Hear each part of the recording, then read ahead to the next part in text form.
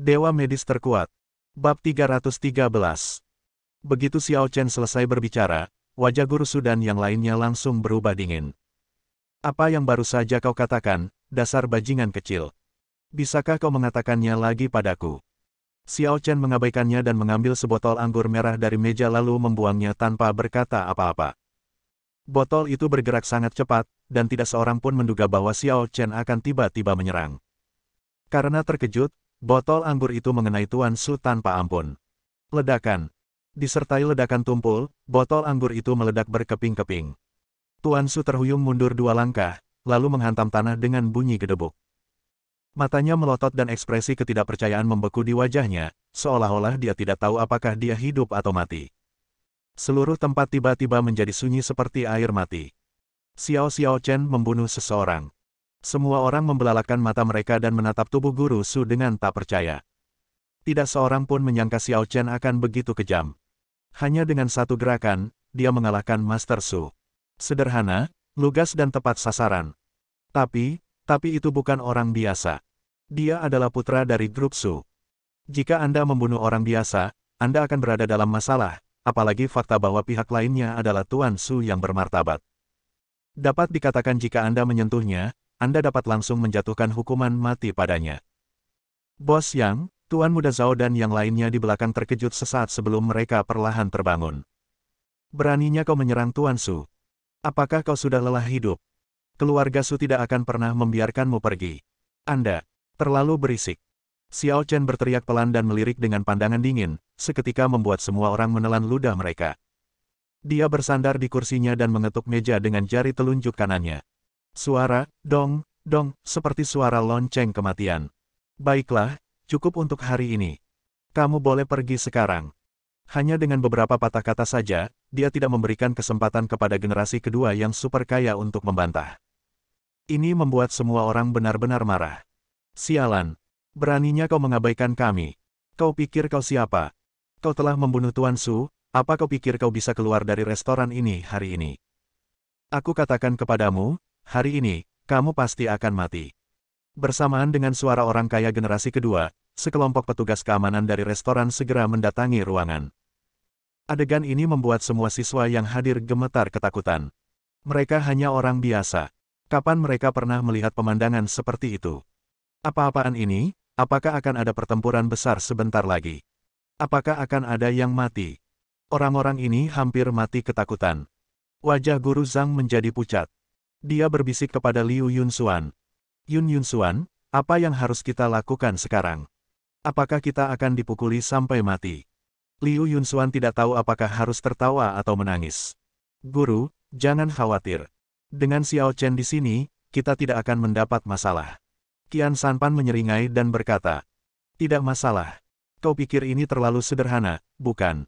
Grup Su memiliki aset lebih dari 20 miliar. Melihat seluruh kota sihir, ia memiliki koneksi dan kekuatan. Ia memiliki semua yang diinginkannya. Dan Tuan Muda Su adalah putra tertua dari keluarga Su, keturunan langsung dari keluarga Su. Pewaris masa depan. Namun, kau membunuhnya. Sudah kubilang, jangan pernah berpikir untuk melarikan diri hari ini. Semua orang pasti mati. Setelah mengatakan itu, dia segera menoleh ke kapten keamanan dan berkata dengan dingin. Bajingan ini benar-benar membunuh Tuan Muda Grup Su. Kau harus segera menangkapnya. Kalau tidak, Grup Su pasti tidak akan membiarkanmu lolos. Semua orang mengangguk cepat. Jangan khawatir, Tuan Qian, kami tahu apa yang sedang terjadi. Kami tidak akan pernah membiarkan mereka pergi. Setelah mengatakan itu, mereka segera melangkah maju dan berkata, semuanya, jangan bergerak. Berlututlah di tanah dan letakkan tangan kalian di atas kepala. Begitu kata-kata itu diucapkan, semua orang tidak dapat menahan diri untuk tidak menggigil hebat. Tidak ada satupun murid yang berani melawan dan tiba-tiba mereka semua menaruh tangan di kepala mereka. Hanya Xiao Chen, Liu Yunxuan dan Xiao Zi. Melihat kejadian ini, semua pengawal keamanan keluarga Ling langsung mengalihkan pandangan dingin mereka ke arah Xiao Chen dan 2 orang lainnya. Kalian bertiga, apa yang ingin kalian lakukan? Kenapa kalian tidak segera mengangkat tangan? Apa kalian ingin mati?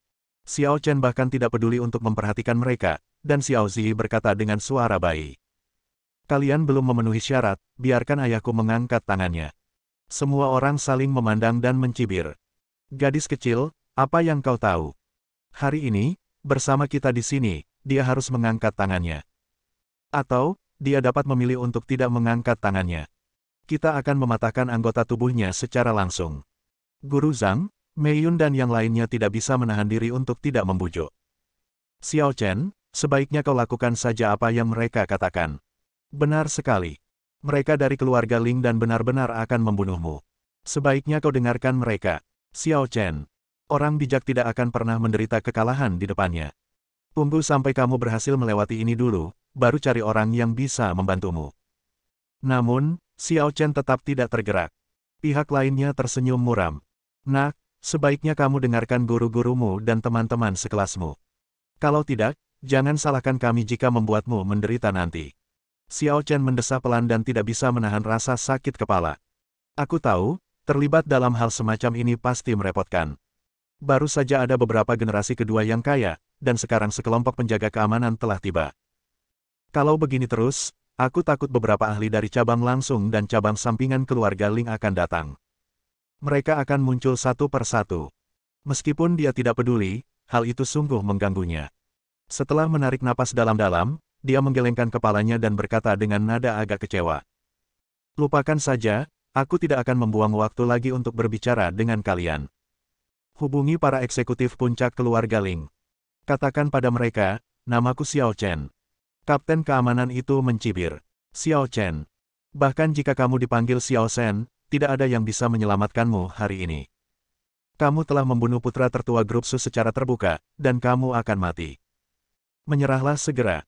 Jika kamu berani terus berbicara omong kosong, aku tidak keberatan mengambil tindakan terhadapmu.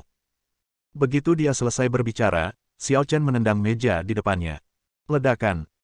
Disertai ledakan keras, meja yang besar dan berat itu terpental mundur, menghantam semua petugas keamanan yang ada di hadapan Xiao Chen di tempat, menghancurkan tembok di belakangnya, dan membuat lubang hitam besar di rumah perahu restoran keluarga Ling. Pemandangan ini langsung membuat semua orang yang hadir ketakutan. Ya Tuhan, dia menendang meja besar dengan satu kakinya. Apakah orang ini masih manusia? Sementara semua orang ketakutan, Xiao Chen berdiri dengan tidak sabar. Kau benar-benar tidak tahu malu. Ayo pergi, Yun Xuan, kita harus kembali. Semua orang saling berpandangan dengan bingung. Xiao Chen menyebabkan keributan besar di seluruh restoran keluarga Ling. Dia benar-benar berbalik dan ingin pergi. Bab 314. Tepat saat Xiao Chen hendak memimpin istri dan anak-anaknya meninggalkan restoran, detik berikutnya, sekelompok makhluk lincah dengan cepat mendekat. Siapa dia? Beraninya kau membuat masalah di wilayah keluarga Ling.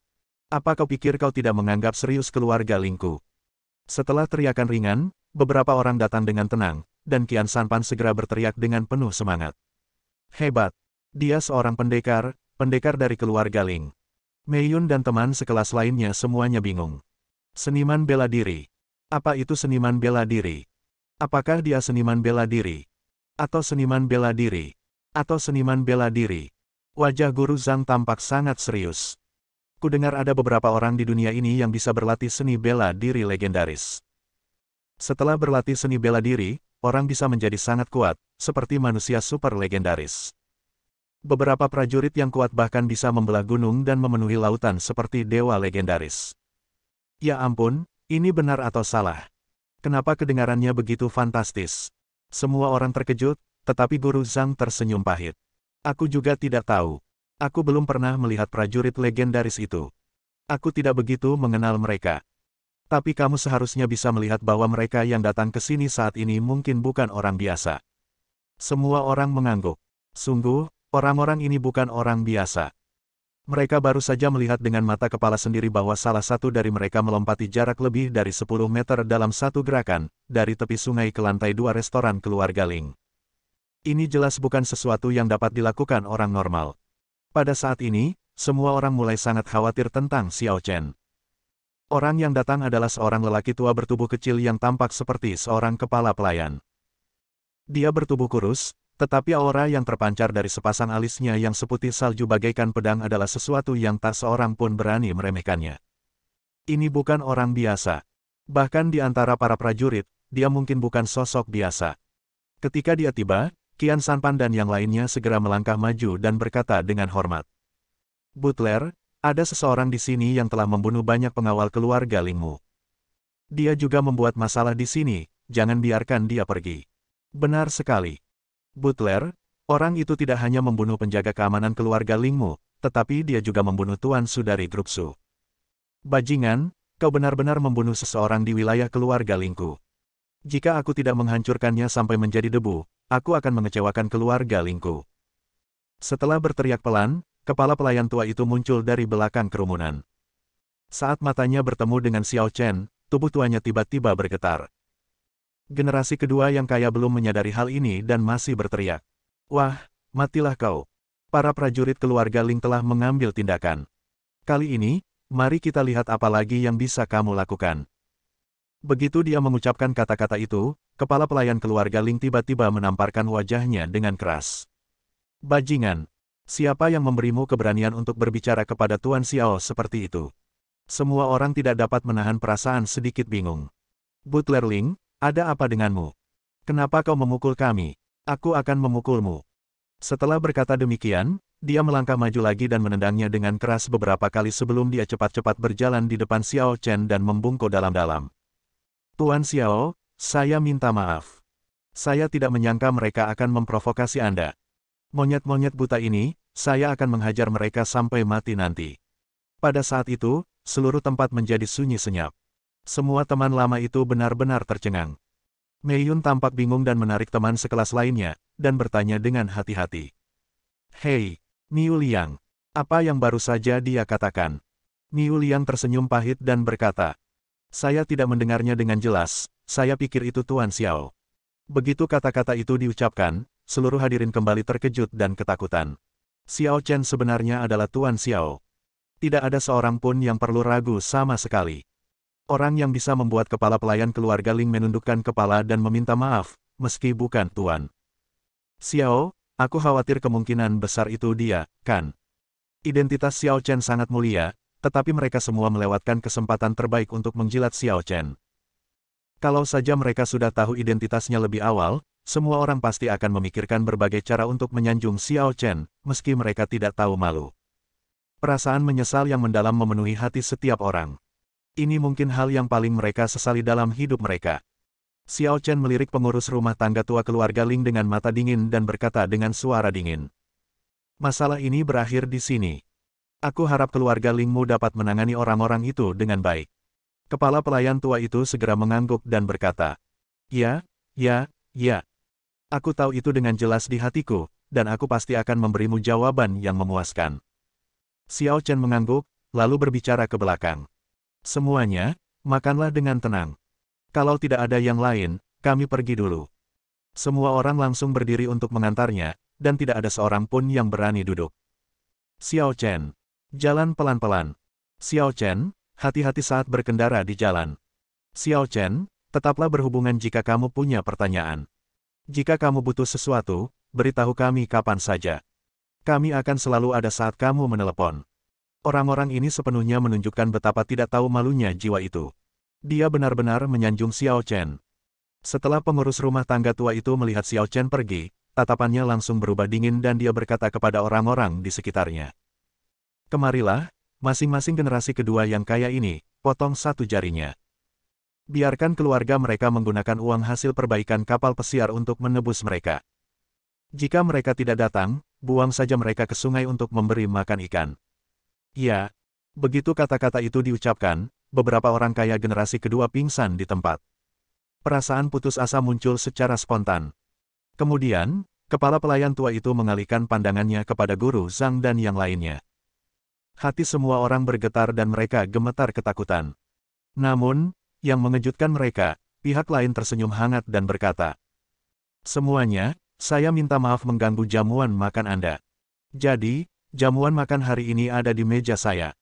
Selain itu, saya akan memberikan sekotak Romani Conti sebagai kompensasi spiritual kecil untuk Anda. Saya harap Anda menyukainya. Setelah mengatakan itu, dia segera mundur. Rombongan itu datang dan pergi dengan cepat, dan dalam sekejap mata, mereka menghilang tanpa jejak, hanya menyisakan sekelompok teman sekelas yang kebingungan dan terkejut. Xiao Chen baru saja meninggalkan kalimat, dan sebagai hasilnya, dia tidak hanya berurusan dengan beberapa orang di sisi lain, tetapi juga memberi semua orang makanan gratis, yang jumlahnya lebih dari 10 juta yuan. Yang paling penting, ia juga kehilangan sekotak Romani Conti. Ini sungguh rendah hati. Ya Tuhan, pengaruh Xiao Chen sungguh keren dan hebat. Namun, hal ini membuat semua orang merasa lebih buruk. Satu persatu, aku tak bisa makan lebih banyak lagi. Sial, Xiao Chen adalah pria yang sangat kuat, mengapa mereka tidak menyanjung atau mencoba menyenangkannya sebelumnya? Seorang teman sekelas tidak dapat menahan diri untuk tidak menamparkan dirinya sendiri dengan keras. Bersambung.